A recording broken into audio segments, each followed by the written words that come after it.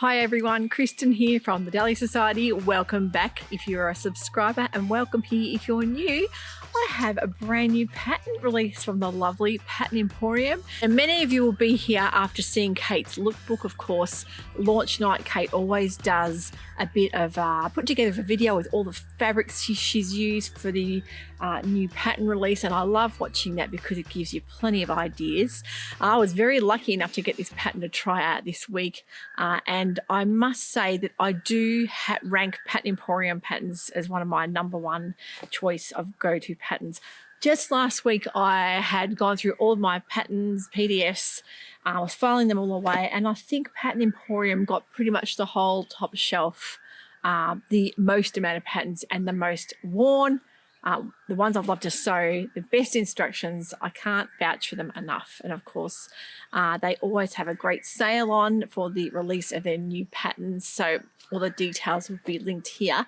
Of course, with our online store at the Dahlia Society, we're also having a bit of a sale on to coincide with this particular pattern release. So a bit about that later on. So stick around if you want to see what I've made from the brand new pattern from Pattern Emporium. Now, don't forget we do have a box release tonight, our Dolce Vita box, bespoke box. If you haven't had time to go and grab one of those, head on over to the website and that will be up tonight, up and running. The birds are singing out here. It feels like spring. So I decided to make not just one, but 2 of these amazing new jackets. Now, the Pattern Emporium Smitten crop jacket is a very well-loved jacket in the pattern inventory. But this one I think is a bit more up my alley because I love the fact that you can get the more oversized, roomy version or the fitted version. And not only is it great in a nice stable woven, but you can use things like viscose and rayons and linens if you want a more floaty kind of throw over style duster. But I've made both of mine in gabardines, and I think this would be a perfect pattern for denim if you're wanting to make that perfect little accessory denim jacket layering piece that you can wear on into spring here in Australia, or maybe if you're in the Northern Hemisphere, you're wanting a great staple for heading into the autumn weather. So I'm going to talk about the fabulous size range up to a size 30 Pattern Emporium. I usually make between a 14 and 16. I made the 16 in this one. I made sure that I did my regular size 14 shoulder adjustment, which is a big thing that I normally always do. Another thing I found with this, as in all the jackets I make, I usually shorten my sleeves because my arms are a little bit on the shorter side.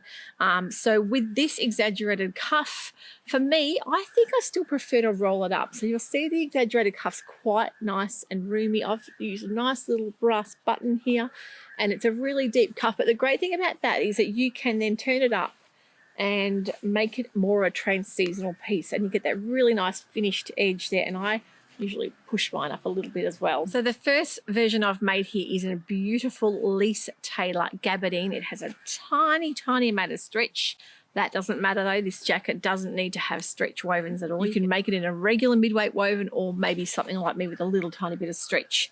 The second version I made was with the Italia Brunette lightweight gabardine, but we'll move on to that one in a minute. But loving them both so far. Definitely practical pieces I'll be taking with me to wear in all seasons. So the different versions you'll get, first of all, of course, the fitted version, and then the roomy version. So if you loved more of a roomy style jacket and you wanted to wear it for layering over maybe thicker things, you might feel the roomy version is more suited to you. If you're wanting to wear it more close to the body and cropped, maybe for over like dresses and things like that, not necessarily for layering, you might like the more fitted version. The great thing is about with the roomy version, of course, you can do the FBA, so that does come with a pattern if you need a full bust adjustment. I don't. I am a B cup in sewing, so I don't need to do that, but the great thing is that it's there if you need it. The things I like about this pattern in particular, there's so many details. You can really make so many versions of this jacket. This first version I made in the Lisa Taylor gabardine, I've done in the hip or mid length, and it's still quite a croppy style, I would say, on a mid to taller person. On a shorter person, it might sit more towards the hip, but there is the crop version, the mid length like I have on, and then the longer version.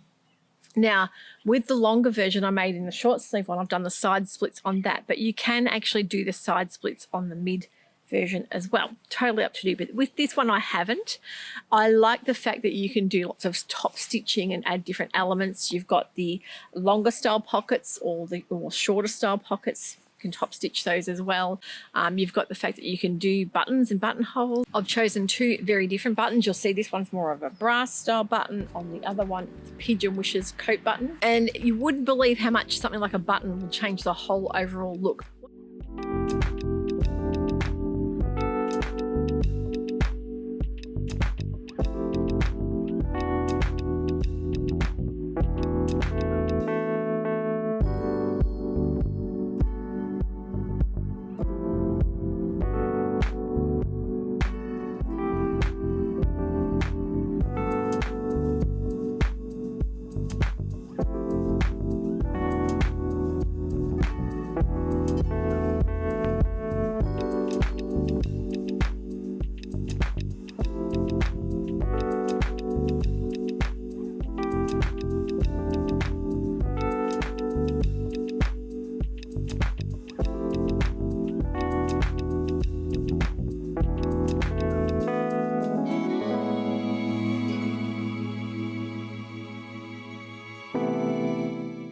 When I first made it up and popped it on the mannequin, I thought it looks a bit plain, it needs the pockets, so I popped the pockets on, then the buttons, and it all just came together, and what a difference it makes with the pockets and buttons. And look, normally I'm not a big pocket person, but with something like this, I think it really does make, just adds that little bit of difference.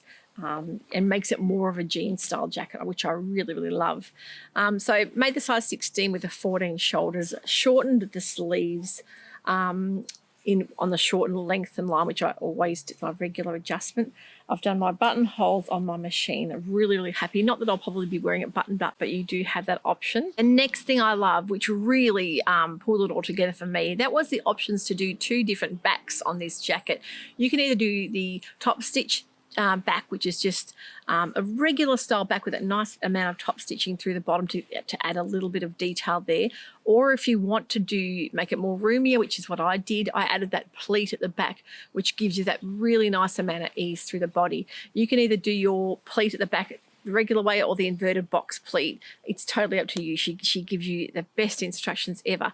Now, another thing you'll find with this jacket, if you haven't done a burrito style pattern before, you will get your hand held right throughout. It is a bit daunting and a bit scary for some of you that maybe haven't done a burrito style shirt. That is with that beautiful finished yoke. So you had the two yoke pieces and then you sandwich your bottom piece between and you get that really nice finish. So the way Kate does that is fabulous. But probably my most favorite thing, and I did message Kate and say that hem is genius. The way that the front placket folds in on itself and then the bottom folds up, it just joins up really, really beautifully. So you get to that really nice edge without having to do a mitered corner.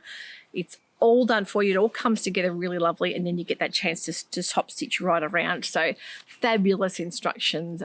Perfect jacket for a first jacket. So if you haven't made one before, perfect beginner pattern, I would say.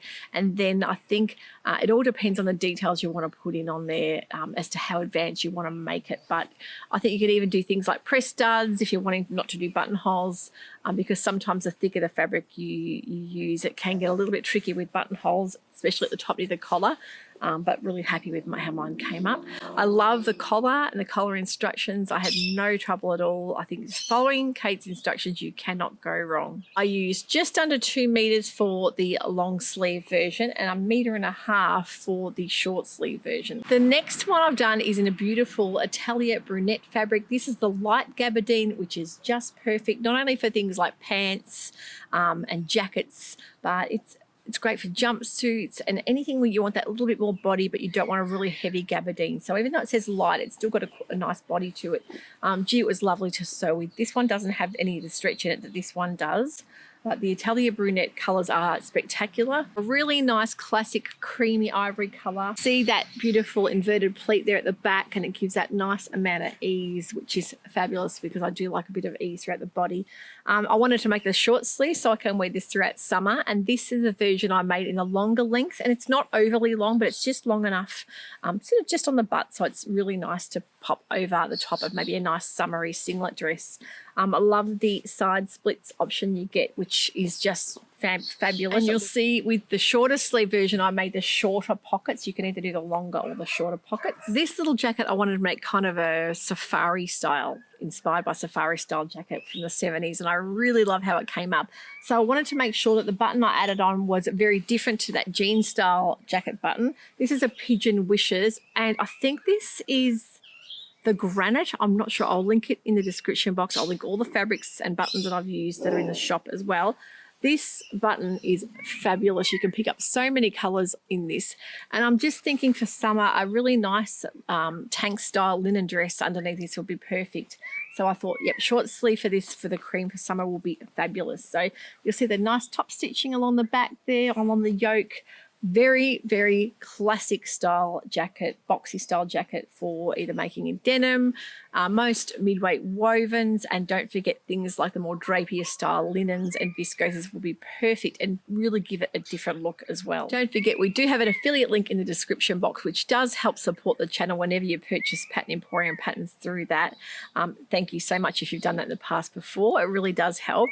And we're having a 20% off sale to coincide with this week, and that's 20% off things like your denims, gabardines, and drills in stores. So when you do go to purchase any of those fabrics, the code you need to use is PEVIP, and the 20% will come off those selected fabrics in store. If you're not sure what fabrics are listed on this sale, I'll make sure they're listed in the description box so you can see. So a lot of the Atelier brunettes will be there, the Least Taylor gabardines, and also some corduroys will be on sale. You can go ahead and get yourself some lovely fabric to go with your new Pattern Emporium pattern. We also do A0 printing, so if you love the look of this pattern and you don't feel like doing A4 printing and sticking it all together, head on over to our website to the A0 section. You'll see, you read the description there, how to upload your patterns, and yeah, upload your A0s, and we'll be very happy to print those for you. So yeah, it's just another little service we like to provide for our customers, and we do have a lot of people printing Pattern Emporium patterns through our store.